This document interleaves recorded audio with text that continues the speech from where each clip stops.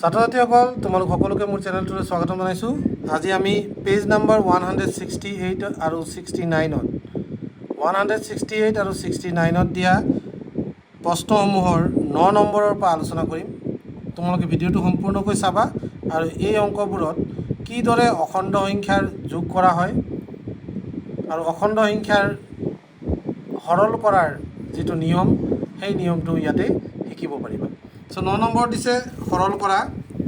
1 number প্ৰশ্নটো আছে -97 plus -18 -47 plus 57। এই সংখ্যাকেইটা কিদৰে আমি যোগ কৰিম চোৱা। প্ৰথম ইয়াত চোৱা, মই লিখি লৈছোঁ প্ৰশ্নটো চিম্প্লিফাই।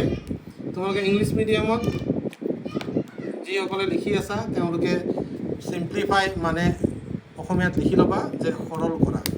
এতিয়া চিম্প্লিফাই বুলি কোৱাৰ লগে লগে তোমালোকে কৰিবলগীয়া কামটো হ'ল যে আমাক দিয়া অংকটোত যি 4টা প্ৰক্ৰিয়া আছে, যোগ, বিয়োগ, পূৰণ, হৰণ, এই 4টা প্ৰক্ৰিয়া নোহোৱা কৰি পেলাব লাগিব, যাতে তোমালোকে সংখ্যাটো এই অংকটো এনেকুৱা এটা সংখ্যা বা এনেকুৱা এটা ৰূপলৈ লৈ যাবা যাৰ পিছত আৰু কোনো যোগ, বিয়োগ বা পূৰণ, হৰণ নহয়। এতিয়া কেনেকৈ কৰিম চোৱা। ইয়াত আছে -97, -97ৰ লগত প্লাছ কৰিম -18 আৰু দিয়া আছে -47 প্লাছ 57। ইয়াক প্ৰথমতে লিখি লওঁ, -97 প্লাছ -18। মাইনাছ কৰাৰ মানেটো মই তোমালোকক আগতে কৈছোঁ যে মাইনাছ কৰাৰ মানে হ'ল প্লাছ কৰা, কিন্তু কি প্লাছ কৰিম 47ৰ, ইয়াত 47 দিয়া আছে, 47ৰ উল্টাটো -47 প্লাছ কৰিম। 47ৰ বিপৰীতটো হ'ল -47 আৰু -47ৰ বিপৰীতটো হ'ল 47 প্লাছ 57 আছে। এতিয়া ইয়াত যদি আমি চাই যাওঁ, প্ৰথমতে এইটো সংখ্যা ঋণাত্মক হয়, এইটো সংখ্যাও ঋণাত্মক। দুটা ঋণাত্মক সংখ্যা কি কৰিব লাগিব, দুটা ঋণাত্মক সংখ্যাৰ মাজত কি হয়, যোগ হয়। গতিকে সিহঁতৰ চিনটো হ'ব মাইনাছ। 8 7 15 5, 7 থাকিল 1, 1 9 10, 10 1 11, অৰ্থাৎ আমাৰ ইয়াৰ এই প্ৰথম দুটা সংখ্যাৰ আমি যোগফলটো পাই গ'লোঁ -115। ঠিক সেইদৰে প্লাছ ইয়াত আছে -47 আৰু প্লাছ 57। এইটো সংখ্যা হ'ল ঋণাত্মক, এইটো সংখ্যা হ'ল ধনাত্মক। দুটা বেলেগ বেলেগ চিনযুক্ত সংখ্যাৰ মাজত কি হয়, বিয়োগ হয়। 57ৰ পৰা 47 গ'লে আমি পাই যাম 10। যিহেতু 47 সংখ্যাটো সৰু আৰু 57 সংখ্যাটো ডাঙৰ, গতিকে উত্তৰটো হ'ব ধনাত্মক। এতিয়া আমি চোৱা, এটা ঋণাত্মক সংখ্যা পালোঁ আৰু এটা ধনাত্মক সংখ্যা পালোঁ। আকৌ আমি কি কৰিব লাগিব, বিয়োগ কৰিব লাগিব। বিয়োগ কৰিলে আমি পাম 115ৰ পৰা 10 বাদ দিলে আমি পাই যাম 105। এতিয়া কথাটো হ'ল এই মাইনাছ চাইনটো ইয়াত বহাম, এই মাইনাছ চিন বহাম নে প্লাছ বহাম। তোমালোকে সদায় মন কৰিবা, এই দুটা সংখ্যা চিন নোহোৱাকৈ তোমালোকে চাবা, চিনটো নাই বুলি ধৰি লোৱা। যদি চিন নোহোৱাকৈ তোমালোকে সংখ্যা দুটা চোৱা, 115টো ডাঙৰ দেখা পাবা আৰু 115টোৰ আগত যিহেতু মাইনাছ চাইন আছে, গতিকে ইয়াৰ উত্তৰটো হ'ব -105। নেক্সট প্ৰশ্নটো চোৱা কি আছে, -26 -48 -50 -20 -10। এই অংকটো আমি কেনেকৈ কৰিম চোৱা। এই অংকটো আমি কৰোঁতে ইয়াত আমি আগৰ দৰে লিখি ল'ম। ইয়াত -26 আছে, -26 লিখি ল'লা। মই কৈছিলোঁ যে বিয়োগ কৰা মানে কি, বিয়োগ কৰাৰ মানে হ'ল যোগ কৰা। আৰু ইয়াত আছে -48, -48ৰ ওলোটাটো কি 48। ঠিক সেইদৰে ইয়াত আছে মাইনাছ কৰাৰ মানে হ'ল প্লাছ কৰা। 50ৰ ওলোটাটো হ'ল -50। 50ৰ বিপৰীত সংখ্যাটো কি হয়, -50। মাইনাছ আছে, আকৌ মাইনাছ কৰাৰ মানে হ'ল প্লাছ কৰা। -20ৰ বিপৰীতটো হ'ব +20 আৰু ইয়াত আছে -10, গতিকে মাইনাছ মানে হ'ল প্লাছ। কি প্লাছ, +10ৰ বিপৰীত -10। এইদৰে তোমালোকে লিখি ল'ব লাগিব। তো এইখিনি লিখি লোৱাৰ পাছত কি কৰিবা চোৱা, -26 প্লাছ 48 দুটা বেলেগ বেলেগ চিনযুক্ত হয় 48ৰ পৰা 26 বিয়োগ কৰি দিয়া কিমান পাবা 8ৰ 6 গ'ল থাকিল 2 4ৰ 2 গ'ল থাকিল 2 গতিকে আমি পাই গ'লোঁ 22 এতিয়া মাইনাছ আৰু প্লাছৰ ভিতৰত কোনটো চিন বহুৱাব লাগিব যেহেতু 48টো দেখাত ডাঙৰ গতিকে প্লাছ চিনটো ইয়াত বহিব প্লাছ চিনটো আমি এতিয়া নিদিওঁ প্লাছ চিন নিদিলেও আমি প্লাছ চিন থকাই বুজায় মাইনাছ 50 এইফালে আছে প্লাছ 20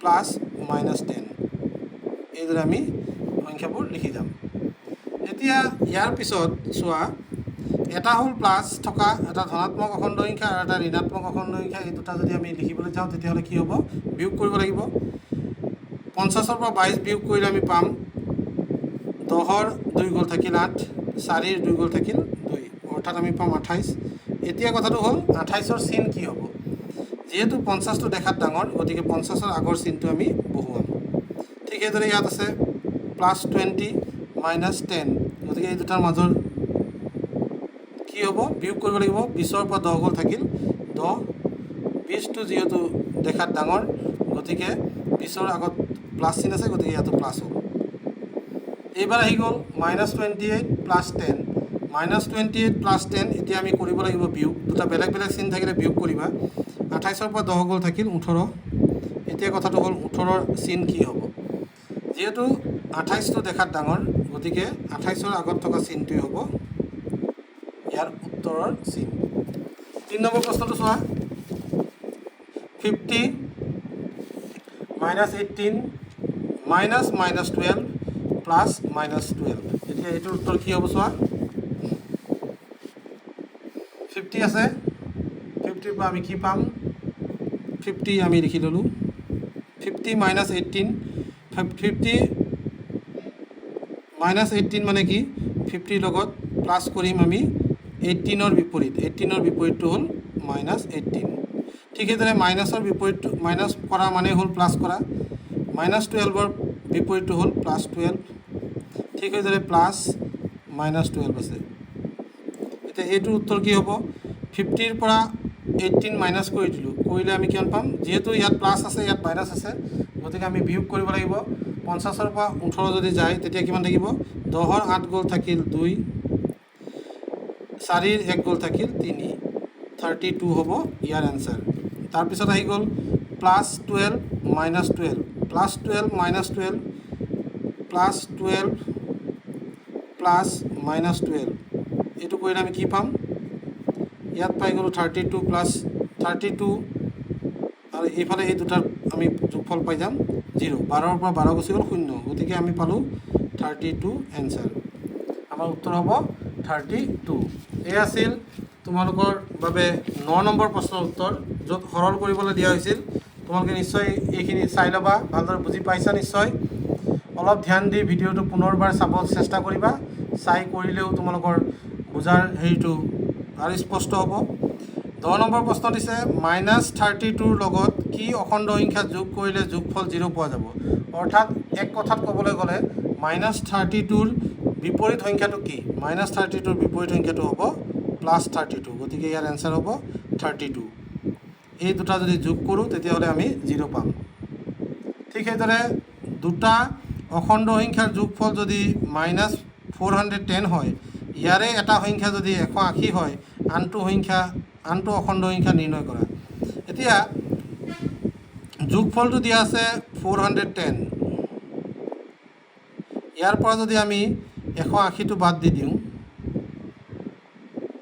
তেতিয়া আমি আনটো সংখ্যা পাই যাম এতিয়া মাইনাছ 410 প্লাছ মাইনাছ কৰাৰ মানে হ'ল প্লাছ কৰা মাইনাছ 410 প্লাছ আমি কৰিম 180ৰ বিপৰীত মাইনাছ 180 যেহেতু দুয়োটা সংখ্যাৰে ঋণাত্মক চিন আছে দুয়োটা সংখ্যা ঋণাত্মক অখণ্ড সংখ্যা গতিকে আমি কি কৰিব লাগিব যোগ কৰিব লাগিব 0 যোগ 0 0 8 1 9 1 4 5 আমি পাই গ'লোঁ 590 কিন্তু চিনটো হ'ব ইহঁতৰ মাইনাছ চিন আছিল গতিকে মাইনাছেই হ'ব ইহঁতৰ উত্তৰ এইদৰে তোমালোকে উত্তৰটো কৰিব লাগিব 12 নম্বৰ প্ৰশ্নটো চোৱা মাইনাছ 80ৰ পৰা কি বিয়োগ কৰিলে বিয়োগফল 0 হ'ব -80ৰ পৰা কি বিয়োগ কৰিলে বিয়োগফল 0 হ'ব।